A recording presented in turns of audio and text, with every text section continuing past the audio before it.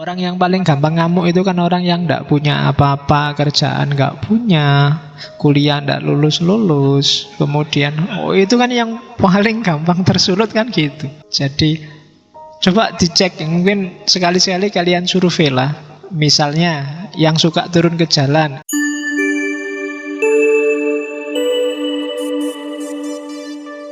Oke, bismillah. Assalamualaikum warahmatullahi wabarakatuh. Bismillahirrahmanirrahim. Alhamdulillahirabbil alamin. Wa bihi nasta'inu ala umurid dunya waddin. Allahumma shalli wa sallim wa barik ala habibina wa syafi'ina Sayyidina wa maulana Muhammadin wa ala alihi wa ashabihi wa man tabi'ahum bi ihsanin ila yaumiddin. Amma ba'du. Bismillah, kita lanjutkan ngaji kita seri ke 100 piromo 3 2 102. Oke, malam ini kita nyampe ke sesi sosialisme. Saya cuplikkan sosialisme karena nanti pada saatnya saya ingin masuk ke sosialisme di Indonesia, meskipun bukan sesi yang akan datang. Karena tokoh-tokoh perintis Indonesia itu hampir semua haluannya sosialis. Mulai Cokro Aminoto dan 3 muridnya, Soekarno, kemudian yang mau mendirikan NII, Kartosuwiryo, yang satunya lagi yang komunis, Semaun. 3 orang, jadi alirannya sosialis. Kalau Kartosuwiryo itu agak ngomong umat itu ya nama lain dari keberpihakan pada sosial, pada masyarakat. Cuma kalau umat kan masyarakatnya muslim. Bahkan nanti Haji Agus Salim itu waktu debat sama Semaun Tan Malaka bilang sebenarnya Nabi Muhammad itu ratusan tahun yang lalu juga sudah berfatwa, sudah berperilaku sebagai seorang sosialis. Nanti pada gilirannya kita masuk ke sana. Cuma ini untuk pengantar, saya harus ngomong, kalian kenal dulu apa itu sosialisme. Oke, bismillah ya, dimulai. Konsep kuncinya 5 sosialisme. 1, 2, 3, 4, 5.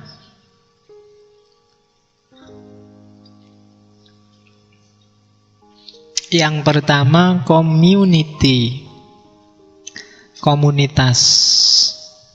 Jadi yang ada di pikirannya orang-orang sosialis itu kepentingan semuanya, komunitas. Nah, makanya tadi Agus Salim bilang Nabi itu sangat sosialis, karena Nabi bahkan sebelum meninggal yang diperhatikan kan umatnya. Umatku, umatku. Itu komunitas. Jadi bukan kepentingan kelompok, bukan kepentingan individu, tapi kepentingan bersama. Yang kedua, cooperation. Bukan lembaga yang namanya kooperasi ya, maksudnya kerjasama. Jadi sama-sama kerja, cuma tidak untuk kepentingan sendiri, tapi untuk kepentingan bersama. Cooperation itu kalau di bahasa Indonesia mungkin bisa diterjemahkan gotong royong. Saya pernah ditanya, Pak, bahasa Inggrisnya gotong royong itu apa ya Pak? Bingung aku mikirnya, apa ya gotong itu lift, terus royong itu apa ya? Terus ya mungkin itu live together lah gitu. Gotong royong, ngangkat bareng-bareng. Nah, susah. Nah, sekarang sudah ngerti maksudnya gotong royong itu cooperation. Jadi kerja bareng untuk kepentingan bersama. Di sini mungkin jadinya contoh paling gampang ya kerja bakti. Saya tidak tahu tradisi kerja bakti masih hidup nggak ya sekarang. Bahkan sekarang di kampus kan sudah tidak ada. Nah, yang ada cleaning service. Nah, itu modusnya kapitalis. Ada kelompok borjuis yang bayar, kelompok proletar yang dibayar untuk bersih-bersih. Harusnya kampus itu ya mungkin seminggu sekali kerja bakti bareng-bareng. Itu mungkin tambah rukun dosen sama mahasiswanya. Kalau kamu mau. Kamu mesti kan tidak mau, Pak, bayar mahal-mahal suruh kerja bakti. Tapi itu modus untuk kebersamaan sebenarnya. Ya kan, yo dosen dan mahasiswa yo nggak harus ketemu terus di kelas dalam rangka bahas ilmu, bahas filsafat. Ya sekali-sekali di luar. Sekali-sekali mahasiswanya neraktir dosennya nongkrong di angkringan kan tidak apa-apa. Jadi cooperation, kerjasama, keywordnya di situ. Gotong royong, kerja berkarya yang hasilnya untuk kepentingan bersama. Atau ada yang ngopeni biar dia bermanfaat untuk semuanya hasil karyanya. Itu namanya cooperation. Yang ketiga dan empat itu sebenarnya standing, equality dan social class. Equality itu tujuannya, awal kondisinya social class. Di antara keprihatinannya sosialisme itu lahirnya kelas-kelas dalam masyarakat. Ya paling tidak tadi kelas borjuis, kelas proletar itu kan sekat-sekat. Kalau ada temanmu sering bilang, kamu tidak level, nah, berarti ini cara mikirnya rodo kapitalis yang melahirkan kelas sosial. Kamu belum levelku, nggak nyampe kamu. Nah, itu berarti ada hierarki antar manusia, ada sekat-sekat. Ya kelas itu tidak harus hierarki sih sebenarnya, kadang-kadang membedakan diri. Ini nggak ada yang jenggoten, nggak level. Nggak ada yang pakai jubah, nggak level. Ini nggak ada yang gondrong, nggak level. Ini jadi orang disekat-sekat. Cuma kelas sosial yang diserang di sosialisme adalah buah dari tadi. Buah dari sistem ekonomi yang tidak imbang. Akhirnya ada kelompok pemilik modal, ada kelompok pekerja. Dan ini jadi sumber masalah. Maka harus diperjuangkan paling tidak pertama-tama kelas sosial harus dihapus. Setiap orang itu equal. Setiap orang itu setara. Equal itu bukan didefinisikan sim ya, sim iki podo. Enggak, setiap orang tidak sama, macam-macam, cuma dia setara. Kamu dan aku itu pasti beda. Setiap orang punya keunikan sendiri-sendiri, cuma kita setara. Ada yang pinter, ada yang jenius, ada yang biasa-biasa, ada yang bodoh. Itu kan atribut. Tapi secara kemanusiaan kita sama, podo-podo menungsane. Kalau bahasanya orang Jawa, podo-podo butuh mangan, podo-podo butuh ngombe, podo-podonya mesti lebih banyak daripada bedanya. Hanya saja orang biasanya lebih sibuk menyebut bedanya. Kalau nggak percaya, jejerin dirimu sama Jokowi. Dia presiden, kamu mahasiswa. Paling bedanya cuma itu. Yang lain mesti lebih banyak samanya. Nah, itu kelas sosial. Harus dihapuskan. Melihat manusia dan sesamanya sebagai setara. Dan yang kelima, sumber masalah yang diserang adalah common ownership.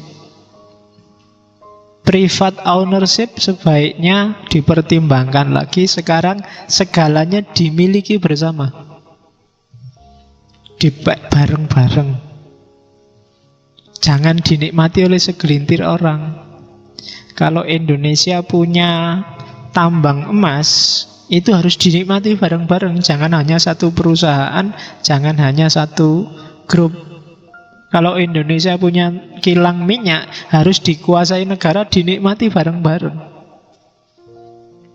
Dan distribusinya harus rata. Nggak boleh kelompok A menikmati 80%, yang B hanya menikmati 20%. Kalau terjadi kayak gini ya pasti suatu ketika akan pecah konflik. Jadi common ownership, milik bersama. Kayak masjid ini loh. Masjid ini kan milik bersama, meskipun yang mengelola takmir. Share manfaat, share gunanya kan bareng-bareng.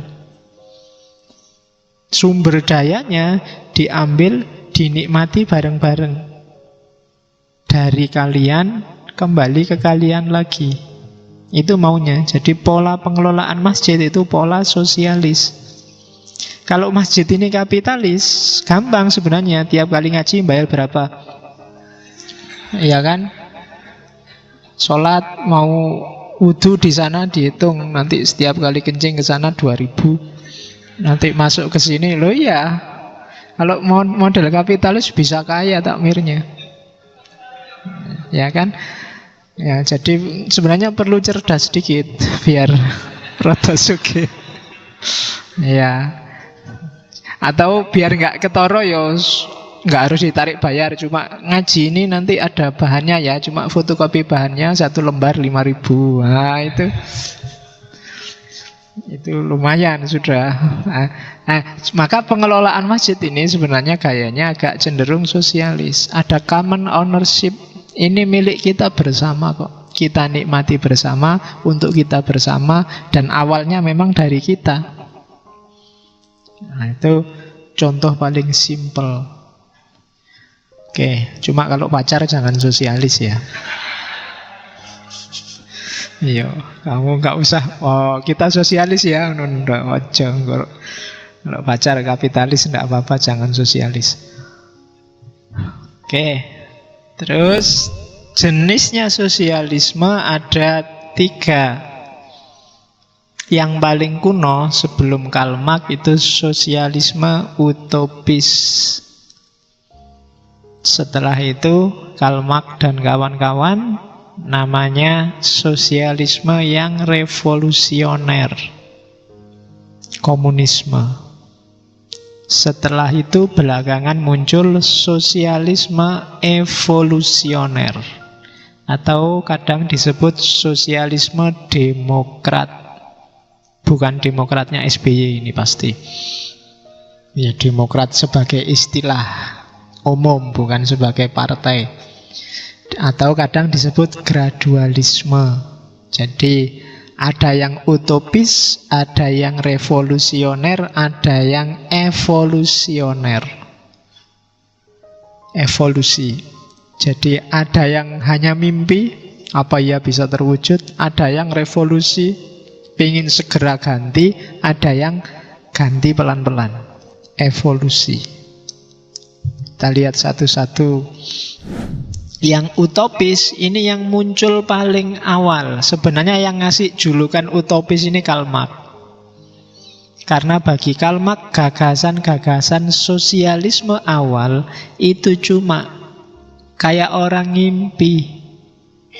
Bagus, luar biasa, ideal. Tapi prakteknya bagaimana masih bingung. Itu inspirasinya, kata-kata utopis itu kan dari novelnya Thomas More, filosof juga. Dia nulis tentang utopia. Kitabnya, bukunya ada 2 jilid. Bagi yang suka silahkan terjemahannya. Sudah ada terjemahannya dalam bahasa Inggris. Loh iyalah, kamu kenapa? Nggak apa-apa. Ya latihan dikit-dikit bahasa Inggris. Bahasa itu gampang kok. Saya di Iran 2 bulan ngomong Persi bisa. Persi bisa toh? Oke. Nah ya ngomong Persi kan gampang, cuma bahasa Persi sing ra iso aku. Kalau cuma ngomong Persi aja gampang kan, Persi gitu. Oke. Nah, gambarannya katanya sosialisme utopis itu kan orang ketika lahir kapitalisme, bagaimana kelompok pekerja yang tertindas, terus kan memimpikan gimana ya masyarakat yang setara, tidak ada kemiskinan, tidak ada kejahatan, tidak ada penyakit, nggak ada orang yang saling cuek, semuanya bekerja sama, saling bantu, tidak egois mikir dirinya, tapi saling, itu kan utopis. Iyalah itu bagus, tapi terus piye prakteknya? Ya kayak beberapa teman ya nyuwun sewu yang sering ngomong khilafah. Dengan khilafah semua beres, banjir beres, urusan, iya kan, saya lihat di leaflet-leaflet itu kan gitu, banjir beres, politik yang kacau beres, Freeport beres. Ya enak memang gitu, tapi yo prakteknya piye untuk membereskan itu loh. Kalau idealismenya ada, tapi menerjemahkan ke dalam realitasnya bagaimana? Strategi mempengaruhi orang agar ikut ideal itu apa? Itu kan harus jelas. Maka oleh Karl Marx, sosialisme awal ini disebut sosialisme utopis. Biasanya yang dikenal sosialisme utopis itu ada Robert Owen, Etienne Cabot, dan Charles Fourier. Robert Owen ini kan yang dikenal dengan kalimat di atas itu, tidak ada kekurangan, tidak ada kemiskinan, tidak ada kejahatan, tidak ada penyakit. Enak sih nek diomongkan, tapi untuk bikin kayak gitu itu gimana? Itu yang belum muncul di pikiran mereka. Sehingga oleh Karl Marx disebut ini namanya sosialisme utopis. Mimpi. Nek mimpi sih indah, bagus, tapi prakteknya gimana? Kayak kamu mimpi, Pak, enak ya seandainya besok habis kuliah saya ditawari perusahaan besar, langsung jadi general manager, terus tiba-tiba sama direkturnya malah ditawari anaknya juga suruh ngawini sekalian. Wah. Loh ya kan enak, kamu mikir kayak gitu kan enak, tapi dalane piye? Ya memang enak kalau kamu bisa mewujudkan itu. Tapi terus gimana implementasinya? Itu yang dikritik oleh Marx. Jalannya terus gimana? Dari situ Marx melanjutkan sehingga lahir namanya komunisme. Kalian sudah sangat sering mendengar ini. Tak loncati yang ini, kita lihat. Komunisme diawali dari kritiknya Marx pada kapitalisme. Kayak gimana sih kritiknya Marx pada kapitalisme itu ini loh. Jadi struktur yang tidak imbang tadi, yang namanya kapitalis tadi, gambarnya semacam ini. Di level paling bawah itu level pekerja, kelompok proletar tadi, dia yang kerja keras. Itu kalimatnya we feed all. Kita yang ngasih makan semua orang. Wong dia yang bertani, dia yang berternak, dia yang ngurusi perikanan, wong dia yang pekerjanya. Hasilnya yang menikmati pemilik modal, orang kaya yang di atas yang makan-makan seneng-seneng itu. Dan struktur ini bisa langgeng karena ada yang jaga, ada yang belain. Apa? Militer.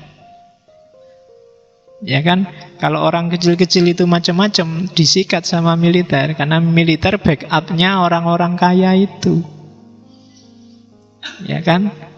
Nah, dan untuk bikin orang-orang kecil ini tidak ngamuan, sehingga kalau ngamuk nanti disikat oleh militer, lahirlah kelompok rohaniwan. Dialah yang ceramah tiap hari untuk mempertahankan status quo. Ya kan?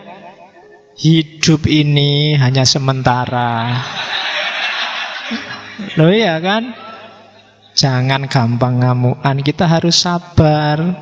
Dunia cuma mampir ngombe sebentar, ngapain sih mikir aneh-aneh. Jadi kalau yang militer itu kalimatnya we shoot you, tak tembak kalau kamu macem-macem. Kalau yang rohaniwan kalimatnya we fool you, kamu tak bodoh nih. Jadi kamu tak tipu dengan gayanya. Ya untungnya itu gambarnya membawa salib. Karena zaman itu agama Kristen. Kalau gambari masjid kamu mesti komplain. Jadi orang ditenangkan, orang nggak boleh marah. Ini struktur yang niscaya. Takdirnya Tuhan memang kayak gini, mau diapain lagi. Dunia itu kan penjara bagi kita yang miskin. Besok di akhirat. Nah kan gitu. Tenang aja. Di akhirat kita akan jaya. Kan gitu semboyannya. Nah, sementara semua tatanan ini jadi langgeng karena struktur puncaknya para pemerintah, para penguasa yang kalimatnya we rule you itu, dia yang ngatur sutradaranya. Dan sutradara ini ditopang oleh yang makan-makan seneng-seneng kelompok borjuis. Karena yang bayar 3 kelompok di atas itu kelompok kedua borjuis itu. Yang beli alat-alat untuk nembak ya kelompok borjuis. Yang memberi sodakoh, memberi infak, jadi donaturnya para rohaniwan dan tempat ibadahnya ya kelompok kedua itu. Dan yang gaji negara uangnya, yang bayari mereka juga kelompok kedua itu. Maka struktur ini jadi langgeng. Ini yang dikritik oleh Karl Marx. Nggak bisa. Kalau dibiarin kayak gini, ya yang sengsara akan sengsara terus. Pendukungnya karena sudah sistemik, berjalan secara teratur semacam ini terus menerus.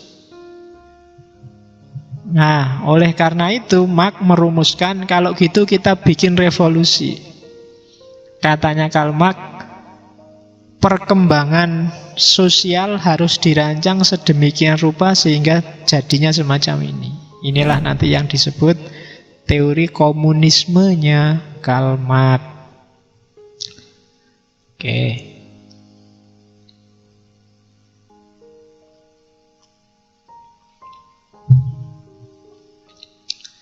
Ya, yang pertama, kalau di Karl Marx proses ini pasti terjadi. Kuncinya satu, kelompok proletar harus sadar bahwa dia ditindas. Jadi era hari ini mungkin di Indonesia itu namanya era pertama, kapitalisme.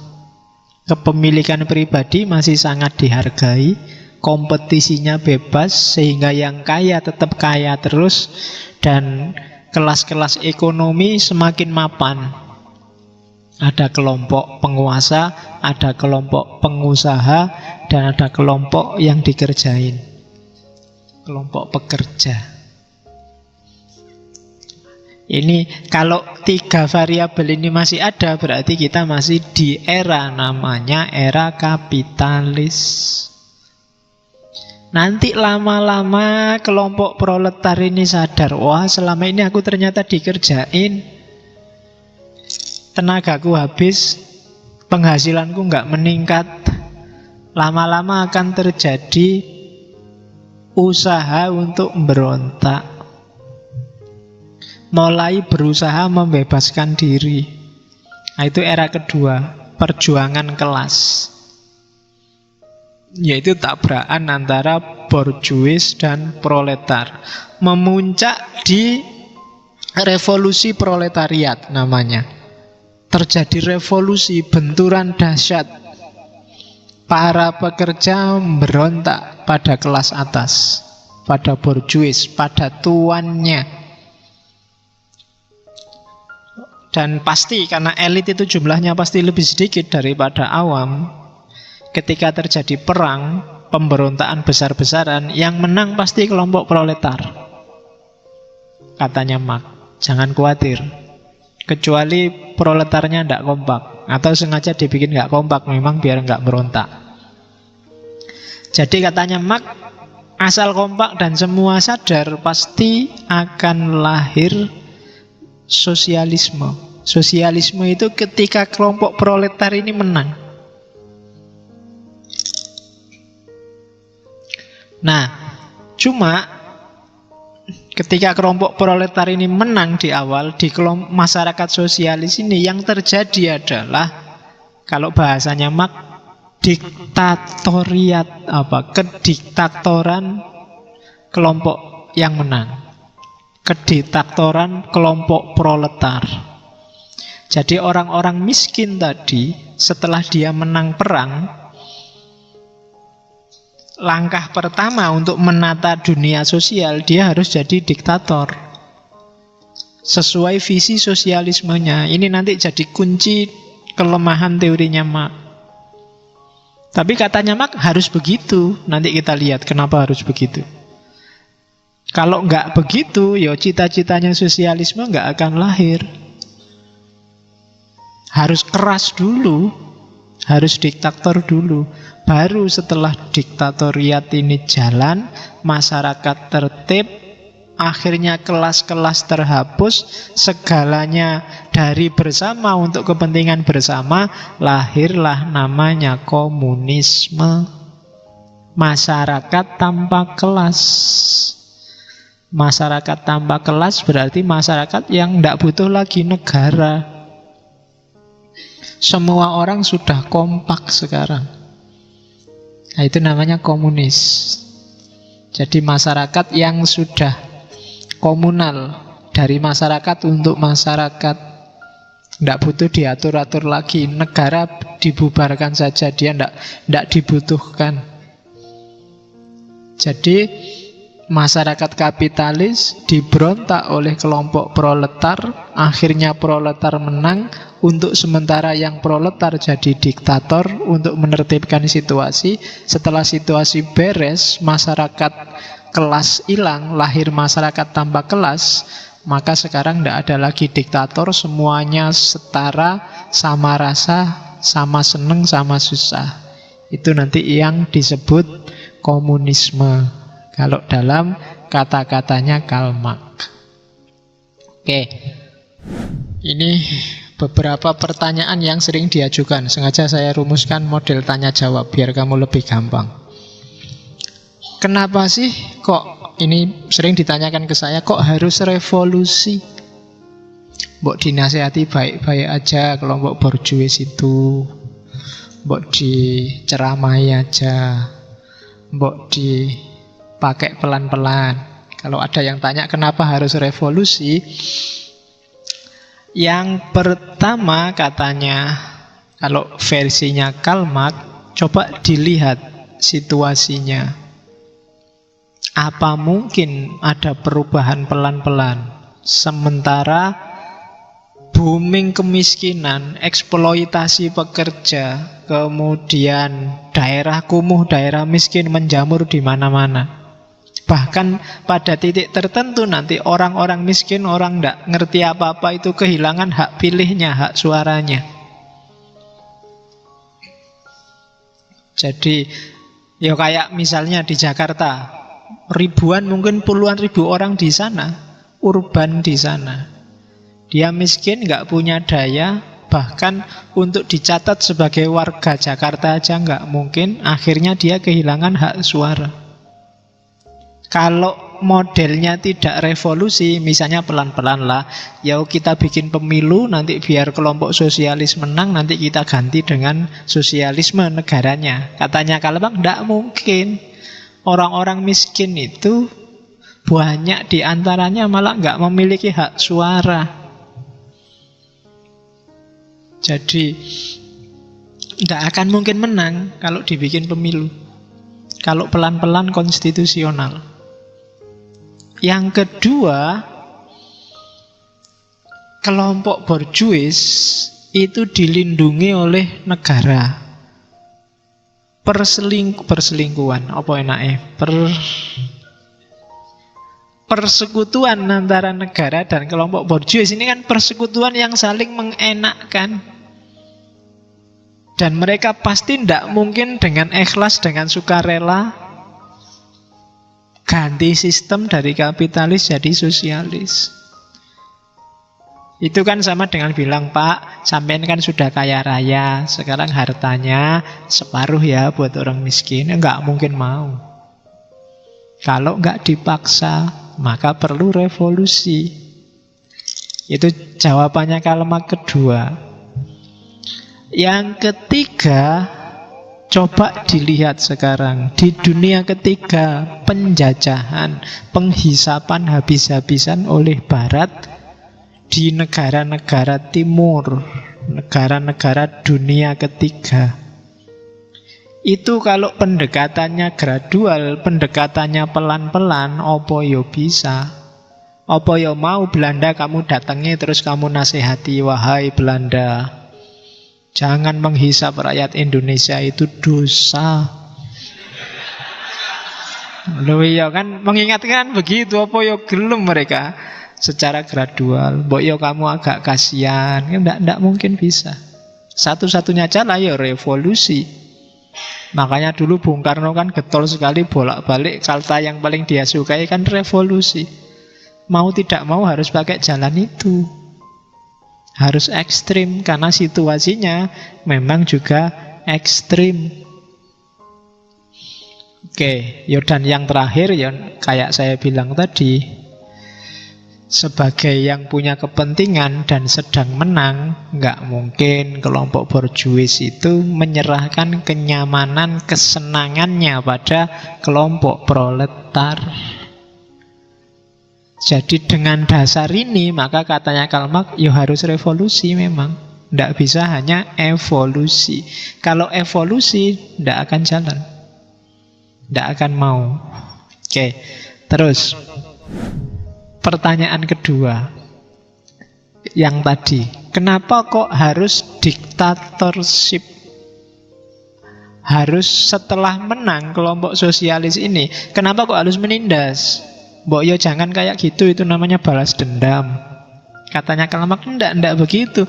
Maksudnya bukan balas dendam, dia harus diktatorship untuk menghindari munculnya counter revolusi. Kalau enggak keras, kelompok borjuis ini bisa menggalang kekuatan lagi. Dia harus dilumpuhkan. Itu katanya Karl Marx. Jadi untuk menciptakan masyarakat egaliter, ya karena memang sudah mengakar, ya harus dipaksa, harus agak diktator, harus dirampas hartanya untuk orang banyak, antara lain itu. Jadi kenapa harus diktator? Ya biar nggak muncul counter revolusi. Terus yaitu kayak katanya Mao Zedong itu kan, power grows out of the barrel of a gun. Kekuasaan, kekuatan akan muncul dari barel, dari khazanah, dari satu barel itu kan yang sak tong, sak drum senjata. Kalau tanpa kekuatan senjata, tidak akan mau mereka, harus dipaksa. Wong semua modal, semua kekayaan ada di mereka, sekarang mau dibagi, itu kalau mereka normal mesti nolak. Kalau masih punya kekuatan, dia akan bikin counter revolusi. Untuk menghindari itu harus agak diktatorship di era-era awal, untuk menata yang selama ini sudah mengakar. Maka kebanyakan, ya kayak di Rusia, di Cina itu, ketika terjadi revolusi di awal biasanya keras, militeristik, dengan tujuan biar tidak bikin counter revolusi, biar tidak balik lagi ke tatanan yang lama. Itu pertanyaan kedua. Oke, sampai di situ kelihatan bagus, masuk akal. Sekarang kita lihat. Ini juga sering ditanyakan pada saya. Di mana kelemahannya Karl Marx? Oke ya. Yang pertama, enggak apa-apa, modelnya tanya jawab biar lebih gampang. Kan kalian tidak ada sesi tanya jawab. Tak tanya-tanya sendiri, tak jawab-jawab dewe. Oke. Yang pertama, kelemahannya Marx di mana? Marx melihat sejarah secara teleologis. Teleologis itu bertujuan, mekanis. Koyok-koyok Karl Marx ini sudah ngerti takdirnya Allah. Dianggapnya skenario itu mesti terjadi. Kelemahannya Marx di situ. Kalau modelnya persis kayak Karl Marx, ya berarti wilayah kebebasannya akan sangat terbatasi. Itu yang sering dikritikkan orang pada komunisme. Apa-apa mau diatur. kebebasan individual kurang dihargai. Kayak tadi yang skema perempatan tadi. Itu biasanya kritik pertama. Ya mungkin kalian pernah lihat hari ini contohnya Korea Utara misalnya. Itu kan banyak sekali aturan-aturan. Bahkan saya lihat di mana ya, baca di mana, di Korea Utara itu model rambut untuk perempuan hanya dibatasi 5. Jadi nggak boleh, nggak kayak Korea Selatan. Korea Selatan kan habis-habisan kalau mode itu. Kalau di Korea Utara hanya cuma 5. Mungkin ada yang kuncir kuda, ada yang sebahu, ada yang cuma 5. Jadi kalau jangan berani-berani keluar rumah dengan model rambut yang alternatif. Kamu bisa ditangkap. Jadi apa-apa diatur. Nonton TV kalau ketahuan, nonton drama Korea itu kalau ketahuan kamu bisa ditangkap polisi, bisa diinterogasi. Padahal kamu tiap hari nonton drama Korea. Itu tidak boleh. Jadi banyak sekali aturan-aturan. Ya memang visinya menyeragamkan untuk kepentingan bersama. Korbannya kebebasan individual. Jadi ya kalau nggak percaya ya kamu berangkat ke sana sendiri, coba dirasakan ya. Itu padahal negara tetangga antara Korea Selatan, Korea Utara. Rekreasilah ke Korea Selatan, nanti nyebranglah ke Korea Utara kalau boleh. Jadi ya di perbatasan aja rasanya sudah jauh. Jadi yang satu sangat bebas, sangat liberal, yang satu sangat ketat. Kan cerita-ceritanya kan banyak, pembelot-pembelot itu kan hukumannya mengerikan. Kalau pakai teorinya Marx harus diktatorship kayak gitu kan, iya. Kalau ndak kayak gitu, visinya sosialisme ndak akan bisa diterapkan.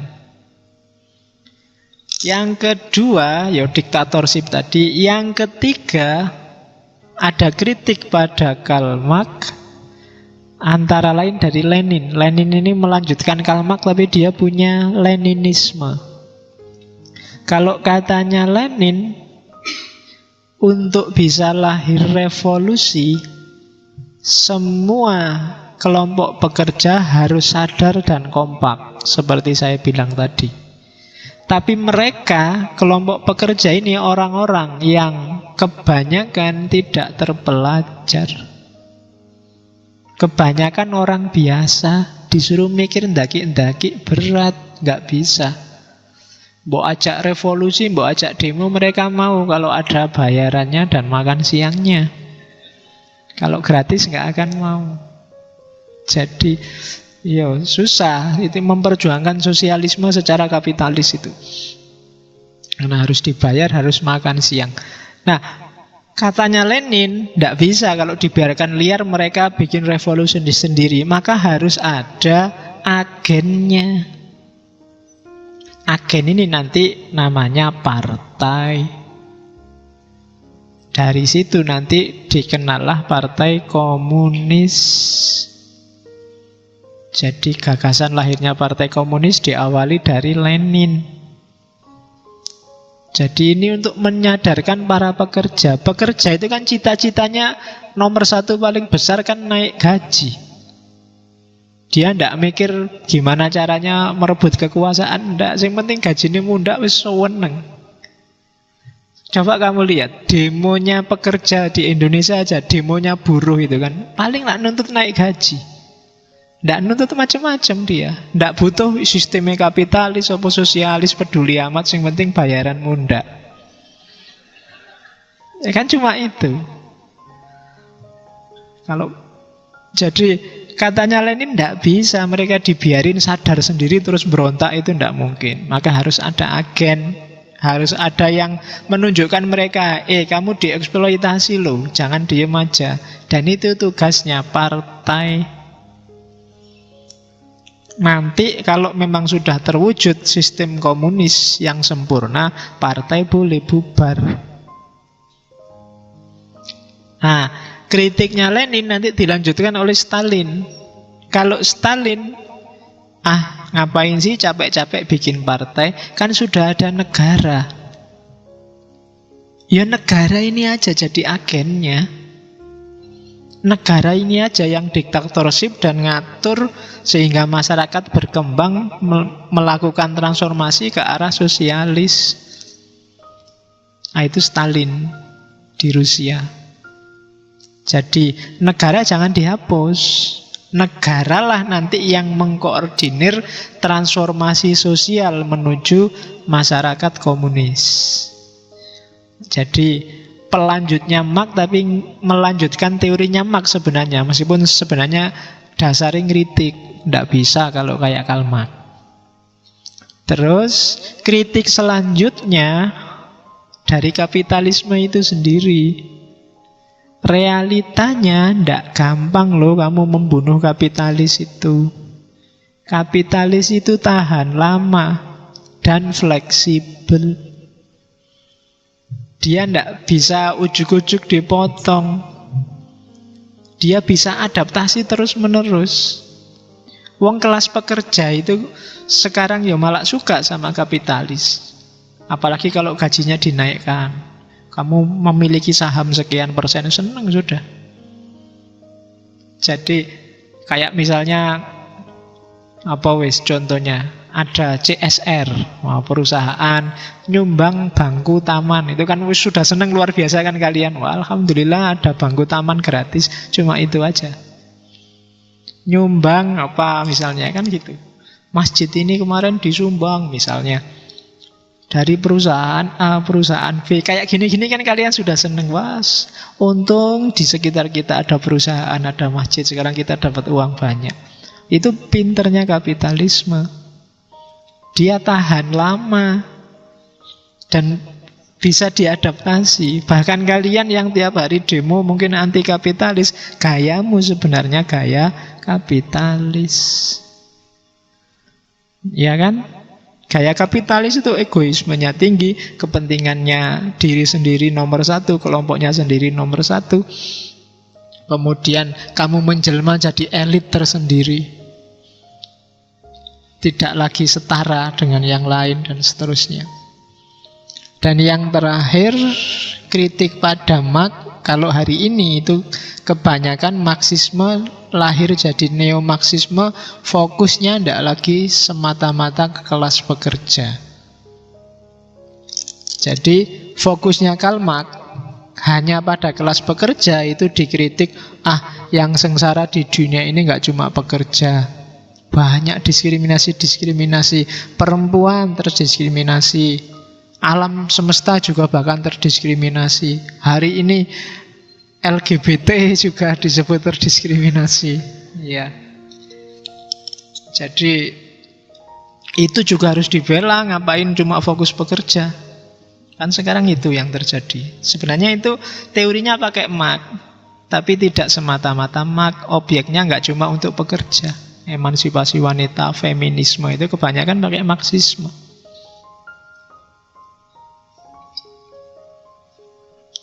Oke. Termasuk gay, lesbian, LGBT. Legi banget. Oke. Iyalah, ngombe tehnya kan gitu. Oke, terus itu tadi ya, komunisme. Sekarang sosialisme demokrat. Ini yang utopis sudah, Marxisme sudah. Sekarang yang gradual, yang pelan-pelan.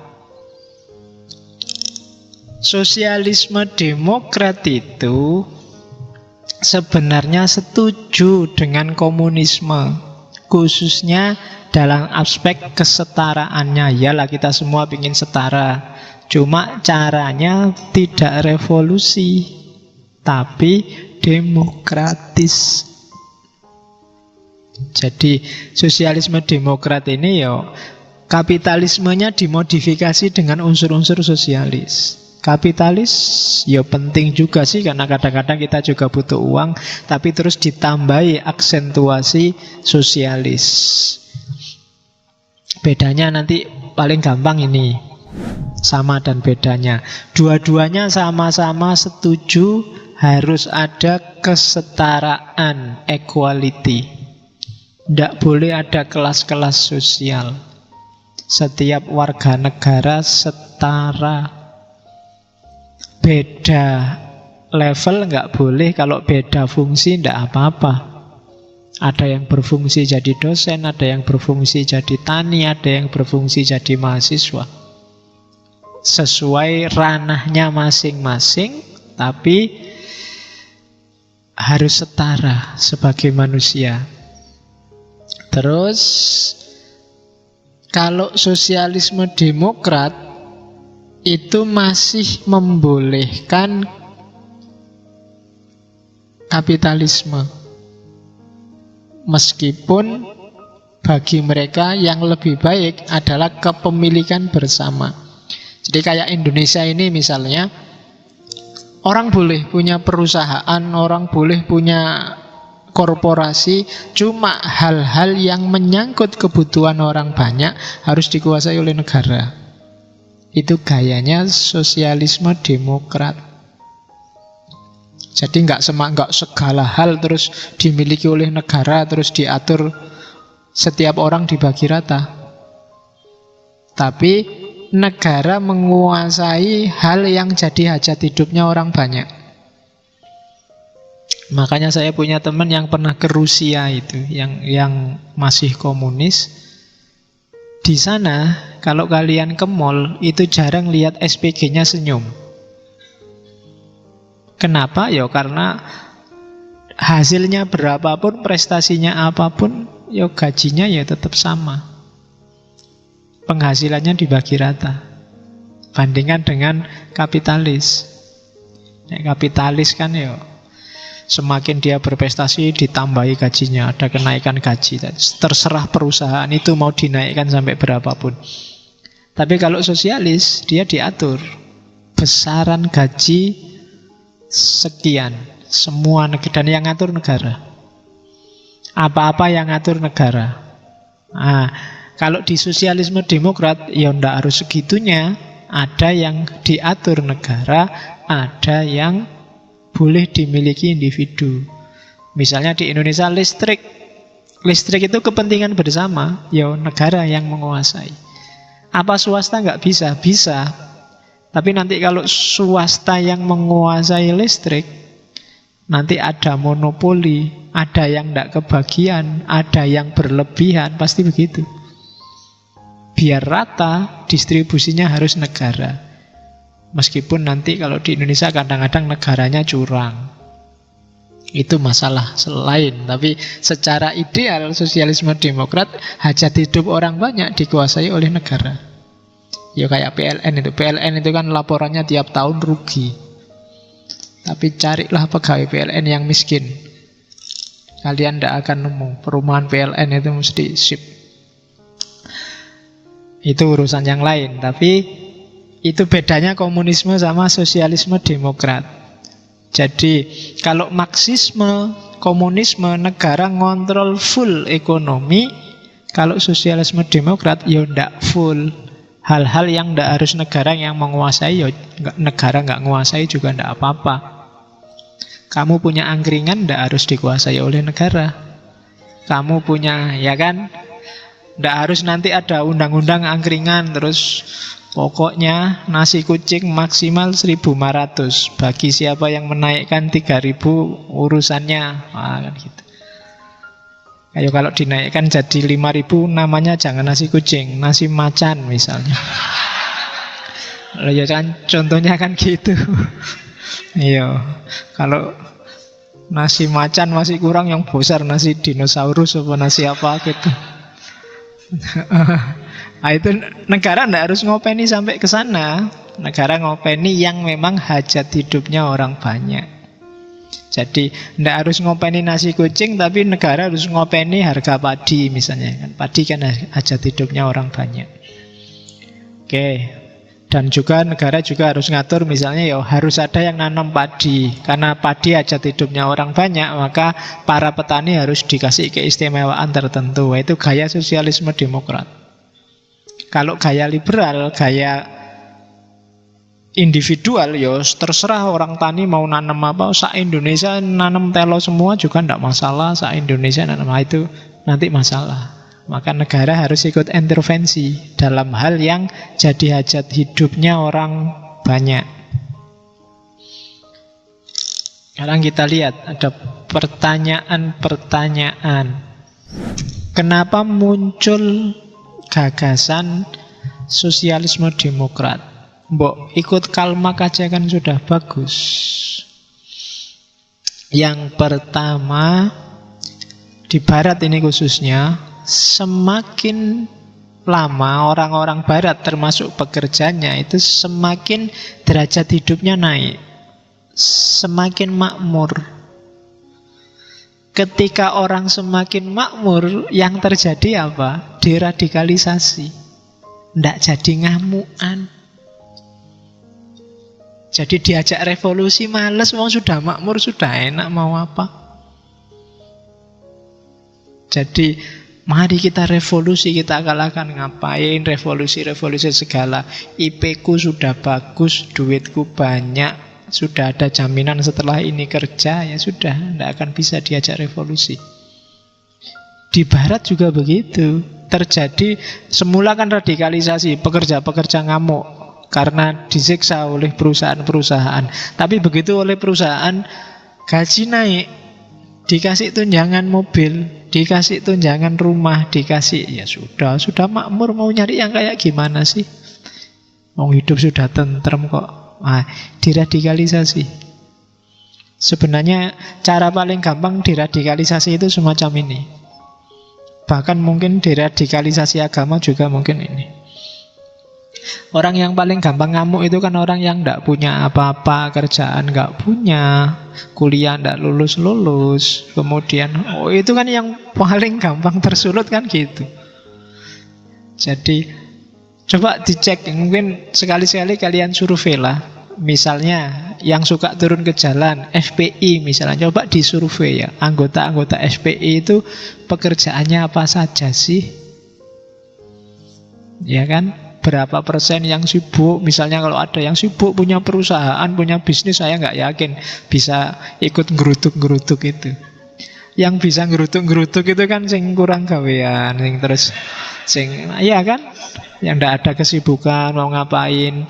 Ayo tak kayak seragam putih-putih, ayo nyerbu. Ya lumayan daripada nganggur. Ya kan? Kan sering-sering gitu.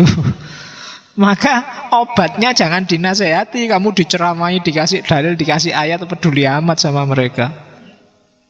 Untuk menderadikalisasi, kasih modal, mas, bisnis yuk.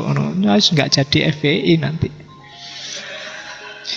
Mereka sibuk ngopeni bisnisnya, ya kan?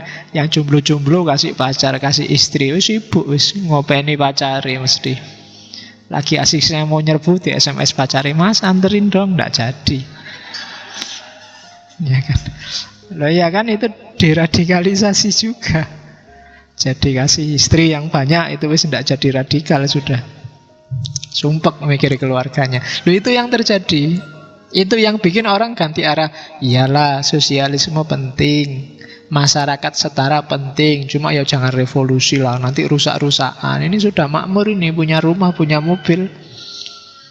Ya nanti kita usahakan pelan-pelan lewat pemilu, lewat anu. Jadi lahirnya evolusionisme. Terus yang kedua ya tadi, ketika mereka makmur kan mereka juga jadi aktor sekarang. Yang kemarin jadi objek, sekarang dia jadi subjek ekonomi. Misalnya sama kelompok kapitalis dibikinkan serikat pekerja. Itu kan mereka sekarang seolah-olah jadi subjeknya, bisa ikut ngatur. Sini kalau kayak gini sudah nggak bisa diajak berontak lagi, sudah. Dia sudah jadi bagian dari sistem. Itu yang berat. Kalau orang sudah jadi bagian dari sistem itu kan bagaimanapun ngeritiknya susah, mau memberontak susah. Dan itu yang terjadi dengan sosialisme demokrat. Terus selanjutnya optimisme bahwa sosialisme semakin banyak pengikutnya. Ini juga jadi sebab. Sekarang banyak loh orang yang setuju sosialisme. Karena sudah banyak, ngapain kita ndadak berontak segala? Sudahlah bikin pemilu aja. Kita bikin pemilihan umum kan kita mesti menang. Kalau sudah menang, negara kita ganti jadi negara sosialis. Nah, ini juga sebab semakin orang merasa kuat, anggotanya banyak, ya akhirnya kan susah diajak tawuran. Sudahlah, kita sudah menang. Pemilu aja. Kalau sudah pemilu, pilihan kita yang menang pasti. Nah, itu yang bikin orang males diajak revolusi. Selanjutnya, ada lagi yang menganggap bahwa kayak saya bilang tadi, harusnya jangan dilawan, kita sama-sama manusia. Saling memahamkan aja deh, dialog. Pahamkan orang-orang elit itu, kelompok borjuis itu, bahwa sistem sosialis ini lebih menguntungkan banyak orang. Jadi tidak harus dengan teriak-teriak meruntuhkan, menggugurkan. Tapi biarlah mereka paham bahwa kapitalisme banyak kelemahannya. Lebih rasional sistem sosialisme. Nah, dari situ terus lahir sosialisme demokrat. Terus, cuma beberapa negara yang menerapkan sosialisme demokrat ternyata juga gagal. Komunisme kan bangkrut habis-habisan tahun 80-an. Uni Soviet hancur. Bahkan Cina yang dikenal komunis sekarang kan penguasa kapitalisme dunia. HP-mu aja Cina, laptopmu Cina, padahal itu. Jadi, kenapa kok mereka gagal? Ada alasannya. Yang pertama, semakin banyak anggota, kemudian diputuskan untuk tanding secara fair dalam pemilu, resikonya apa? Ketika pemilu kan fokusnya sekarang nyari anggota sebanyak-banyaknya. Ketika harus nyari anggota sebanyak-banyaknya, seringkali yang dilakukan apa? Kompromi-kompromi. Ketika kompromi-kompromi dilakukan, biasanya terus idealnya mulai luntur. Dulu bikin partai Islam, kita tegakkan keislaman di Indonesia ini. Tapi begitu loh, kok kita jumlahnya dikit, kita promosi yang banyak. Terus ada orang yang tidak Islam, boleh nggak ikut? Boleh, kita ini partai terbuka kok meskipun Islam. Lama-lama negosiasi, habis sudah idealismenya. Jadi sekarang kan tidak jelas partai agama atau partai tidak agama, tidak jelas. Pokoknya intinya dapat masa yang banyak. Memang logika pemilihan umum kan gitu, suara terbanyak. Idealisme jadi yang nomor 2. Nasibnya sosialisme demokrat juga begitu. Begitu kita tanding secara fair, akhirnya apa? Ya nyari massa. Begitu nyari massa, ya sudah, idealismenya, platformnya akhirnya mulai turun gradasi. Oke. Terus yang kedua, kelompok pekerja, saya bilang tadi, mulai banyak yang mapan. Dan mereka nggak peduli lagi sama ideologi. Bagi mereka, orang yang mapan itu kan pinginnya cuma satu, status quo. Wis koyo ngene wae, ora usah mikir neko-neko. Ndak usah aneh-aneh. Nah, itu kan status quo yang dicita-citakan. Ketika memimpikan status quo, ya sudah. Tidak akan ada perubahan dari kapitalisme ke sosialisme. Terus yang ketiga, kenapa sosialisme demokrat gagal? Karena kapitalisme itu pinter. Kayak tadi, dia bisa mengadaptasi ajaran apapun, ideologi apapun masuk ke sana dengan gaya kapitalismenya.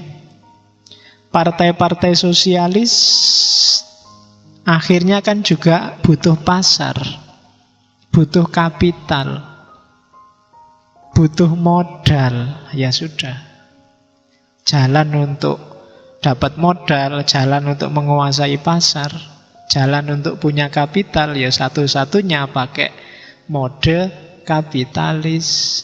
Yang saya bilang tadi, akhirnya partai-partai sosialis ngambil jalan kapitalis untuk mensukseskan ideologi sosialis. Dan ini masalah. Itu yang bikin mereka juga akhirnya gagal. Akhirnya kan cuma diketawain sama kapitalis. Alah, ternyata ujung-ujungnya sama saja. Akhirnya podo wae. Kemarin marah-marah karena ndak keduman. Kan ngono, terus diketawain kan sama kapitalis. Sekarang dibagi dikit, diem deh. Ndak ngomong-ngomong lagi, sudah selesai ya. Itu diketawain sama kapitalis. Tapi itu pinternya kapitalis. Dan itu yang bikin nanti Fukuyama bilang the end of history, akhir sejarah. Jadi nggak akan ada sistem yang bisa meruntuhkan kapitalisme. Sampai kiamat besok akan kapitalis sistem keuangannya. Itu kan ramalannya Fukuyama. Jadi sosialis ya kelihatan hebat di konsep, tapi begitu dipraktekkan rontok satu-satu, katanya Fukuyama. Jadi bagi Fukuyama the end of history itu ya selain kapitalisme adalah demokrasi. Agak susah nyari celah orang untuk mengkritik dan meruntuhkan demokrasi. Oke, terus terakhir ini katanya Bakunin. Coba dicek, liberty without socialism is privilege and injustice. Kebebasan without socialism berarti tidak peduli dengan orang lain, akan melahirkan keelitan. Privilege itu keistimewaan, cuma yang melahirkan orang jadi merasa besar. Privilege, merasa elit, merasa khusus. Tapi injustice, tidak adil. Kalian boleh merasa bebas, saya manusia bebas loh Pak, bisa ngapain aja. Tapi kalau tidak toleran sama yang lain, tidak peduli sama kesejahteraan yang lain, jatuhnya pada privilege and injustice. Sebaliknya, socialism without liberty is slavery and brutality. Ya kan? Menimbang mikir orang lain tapi tidak memberi kebebasan, itu sama dengan perbudakan dan kebrutalan. Karepin noto itu kan kayak kamu, menurutku yang baik kalian itu gini loh. Loh ndak Pak, saya nggak suka gitu. Harus gini, gini itu baik. Nah, itu kan jadi, ya ngerti sih. Gurumu ngerti misalnya yang bagus buat kamu, tapi kan kamu juga punya pilihan-pilihan. Nah, kelemahannya sosialis itu biasanya semua orang mau dipilihkan yang baik menurut dia. Berarti apa? Socialism without liberty, lahirnya slavery, orang dipaksa harus ikut. Ya kan, ya contohnya laki-laki Korea Utara itu kan orang dipaksa harus tunduk sama Kim Jong Un. Kalau enggak dianggap jelek, disiksa, dieksekusi. Jadi socialism without liberty is slavery and brutality. Ini ada juga, to be a socialist is to submit the I to the thou. Socialism is sacrificing the individual to the whole. Jadi menjadi sosialis itu berarti memposisikan I pada you. Jadi cara berpikir empatik, jangan egois, itu berarti sosialis. Ekstrimnya sacrificing individual to the whole, mengorbankan kepentingan diri sendiri untuk kepentingan masyarakat banyak, semuanya. Nah itu sosialis. Ya nanti orang yang gayanya kayak gini dan mematok dirinya kayak gini namanya sosialisme. Whoever was not a socialist in youth will be a scoundrel in his old age. Josh Clemenceau. Katanya Josh, siapapun yang tidak pernah jadi sosialis di masa mudanya, maka di masa tuanya dia akan jadi scoundrel. Scoundrel itu bajingan. Ya. Loh yo, bajingan itu kan kata dasarnya bajing dapat akhiran an. Kenapa kok kamu heran?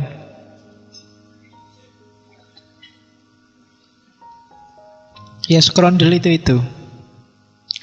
Ya terjemahan kamusnya kan bajingan atau bangsat atau apa gitu. Jadi anak muda harus sosialis ya. Jangan egois. Lawannya sosialis sebenarnya egois. Meskipun kalau di politik lawannya liberal. Tapi dalam konteks individual, anak muda itu harus punya kemampuan untuk empati. Kalau enggak, nanti kalau kamu tua, kamu akan jadi bajingan. Pingin menangi dewe. Merasa dirinya yang paling besar, yang paling tinggi, jadi orang sombong. Maka harus bisa dan mampu menimbang yang lain. Apalagi kamu muslim. Yang akan datang, tidak tahu sesi kapan kita akan ngomong bagaimana sosialisme dalam Islam. Banyak sekali hadis konotasinya sosialis. Bahkan Nabi sering bilang la yu'minu macam-macam. La yu'minu ahadukum hatta yuhibbu li akhihi ma yuhibbu li nafsi. Tidak beriman seorang sehingga mencintai saudaranya kayak mencintai dirinya sendiri. Sehingga tidak beriman seorang yang dia tidur dalam keadaan kenyang sementara tetangganya kelaparan. Tidak beriman seorang, bahkan dalam banyak hadis konotasinya kehidupan sosial itu lebih didahulukan daripada kehidupan vertikal. Contohnya banyak. Ada yang orang mau naik haji, nggak jadi naik haji karena tetangganya butuh biaya. Dan ada wali yang mimpi bahwa haji tahun itu tidak ada yang diterima kecuali satu orang yang nggak jadi berangkat ini. Oh, itu kan contoh gaya sosialis. Lebih mempertimbangkan kepentingan orang banyak daripada kepentingannya sendiri.